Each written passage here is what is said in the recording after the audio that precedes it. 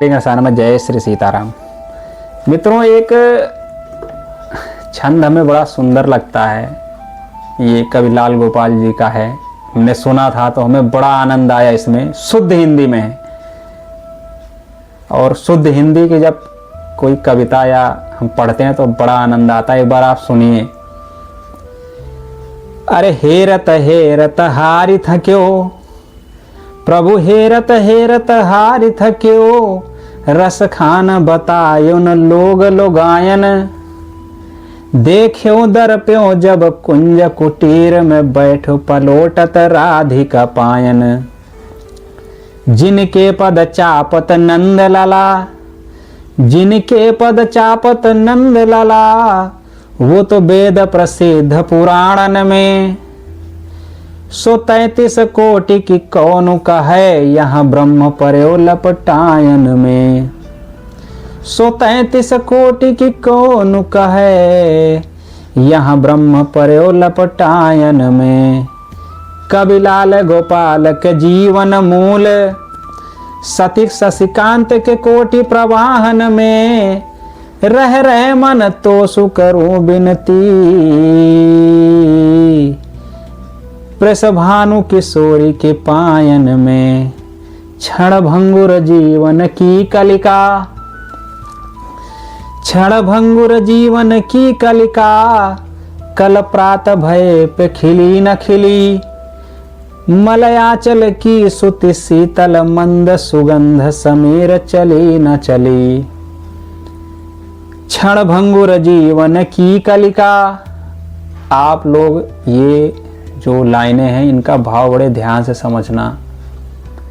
क्षण भंगुर जीवन की कलिका, कल प्रात हुए पे खिली न खिली। मलयाचल की सुति शीतल मंद, सुगंध समीर चली न चली।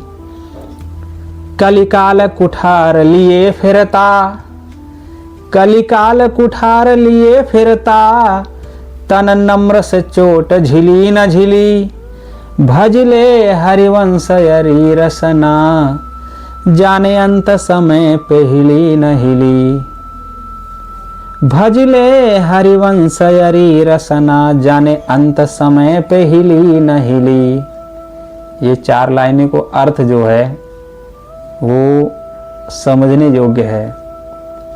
आज के समय में लोग कहते हैं आज नहीं कल बोलेंगे, आज नहीं कल पूजा कर लेंगे। अभी बोलो उनसे राम राम बोलो, राधा राधा बोलो, आज नहीं कल बोल लेंगे, आज टाइम नहीं, फोन देखना है, टीवी देखना है। अगली सांस का भरोसा नहीं है, कल के लिए बोल रहे हैं। आज कलयुग इस तरह के पीछे पड़ा हुआ है लोगों को कि वो कब आपका रास्ता बदल दे इसका कोई पता नहीं है। कलयुग किससे डरता है, हमने एक बहुत सुंदर वीडियो बना के डाल रखी है।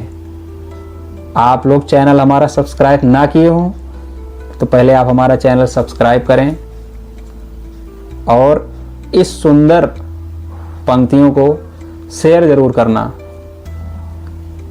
यदि आप अध्यात्म से प्रेम करते हैं तो। और हमने बड़ा सुंदर वीडियो बना रखा है कि कलयुग किस चीज़ से डरता है। इसलिए कलयुग हमें वही काम करना चाहिए जिससे हमारे ऊपर हावी ना होने पावे। कलयुग का काम है सबको नरक भेजना।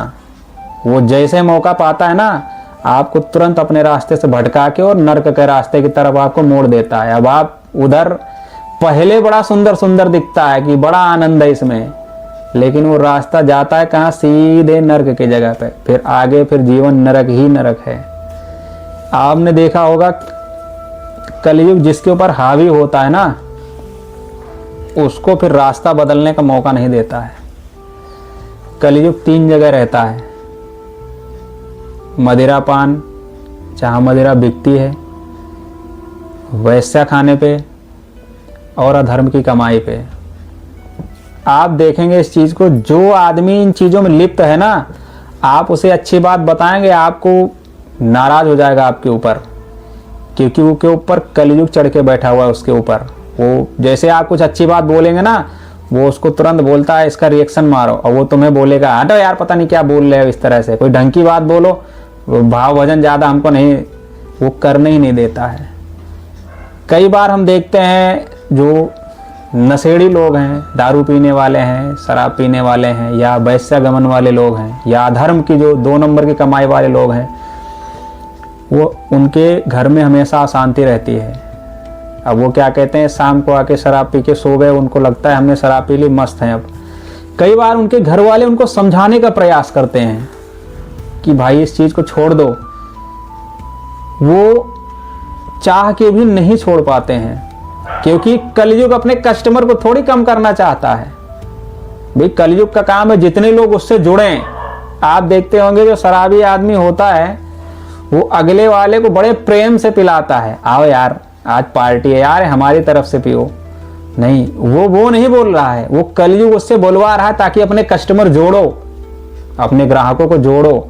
ज़्यादा से ज़्यादा हमसे जुड़ेंगे तभी तो हम ज़्यादा से ज़्यादा लोगों को नरक भेज पाएंगे। और वो उससे एक बार जुड़ा, आप एक बार अपने जड़ से अलग हुए तो फिर आप दोबारा जड़ से तने को जुड़ना नामुमकिन हो जाता है फिर।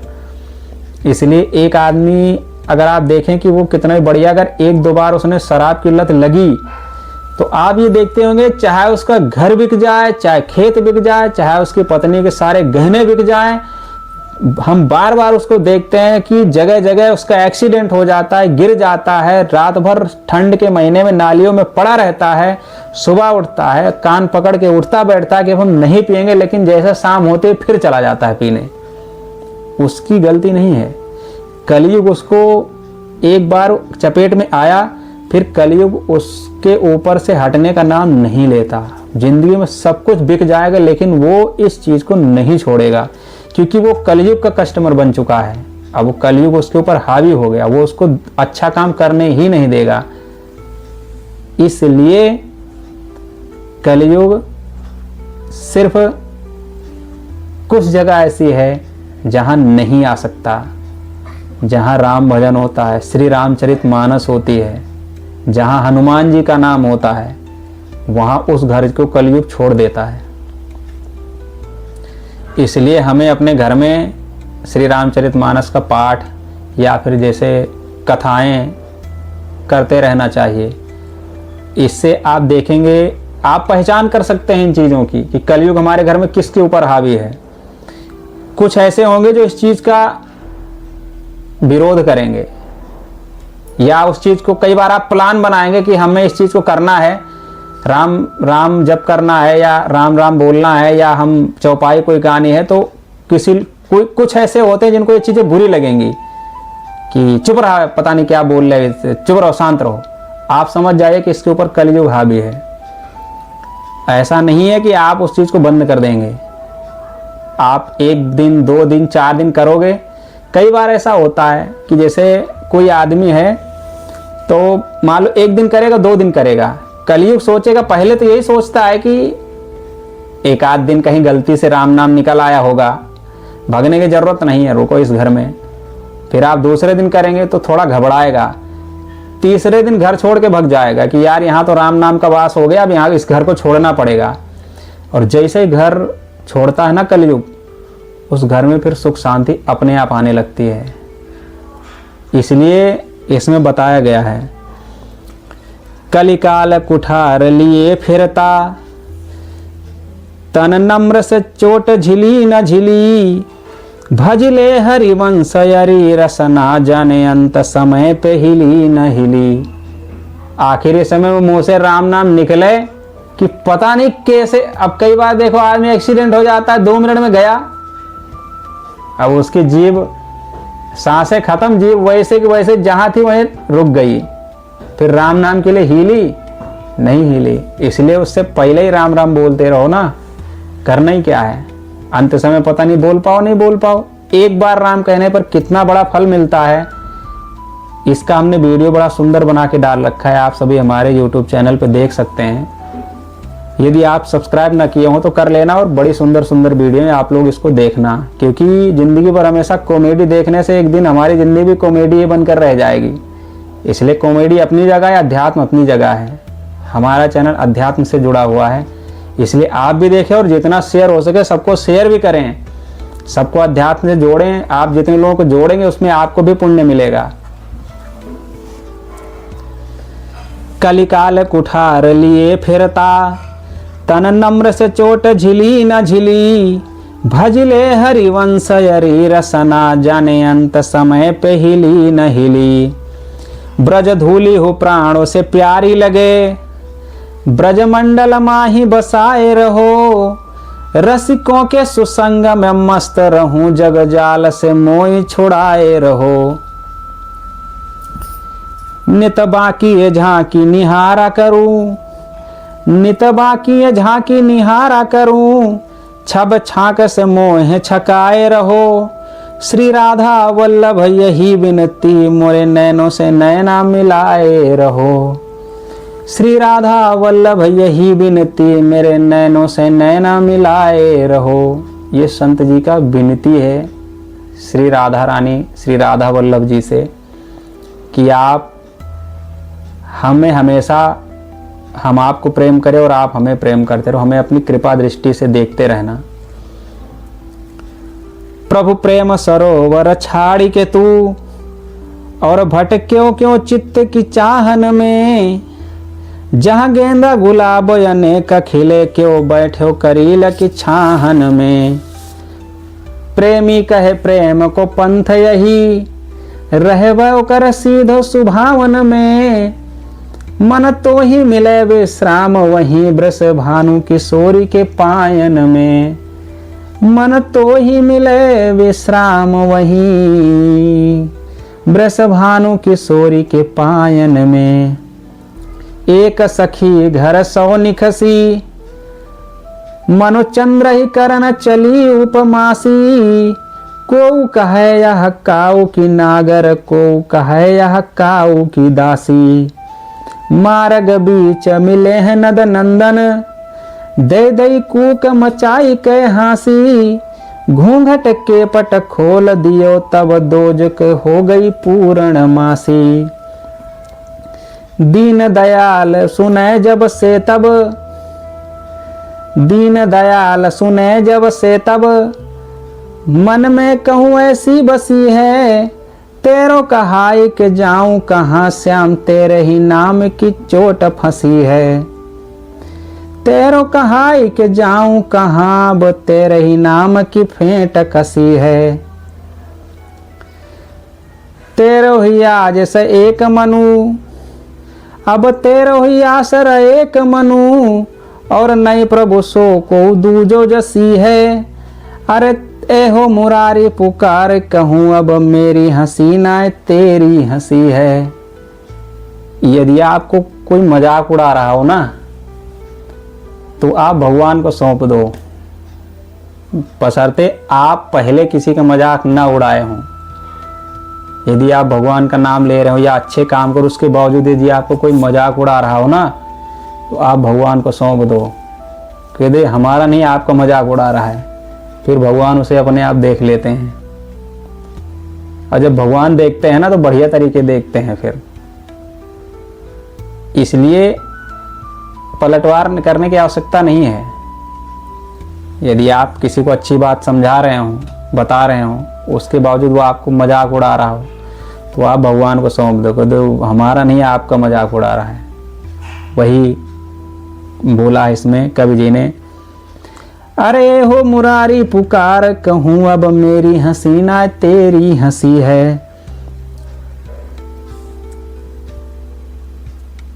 मन में है बसी बस चाह यसी, प्रिय नाम तुम्हारा उचारा करूं।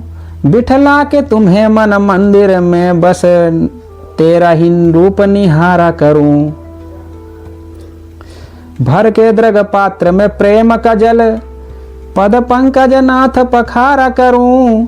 बन प्रेम पुजारी तुम्हारा प्रभु, नित आरती भव्य उतारा करूं।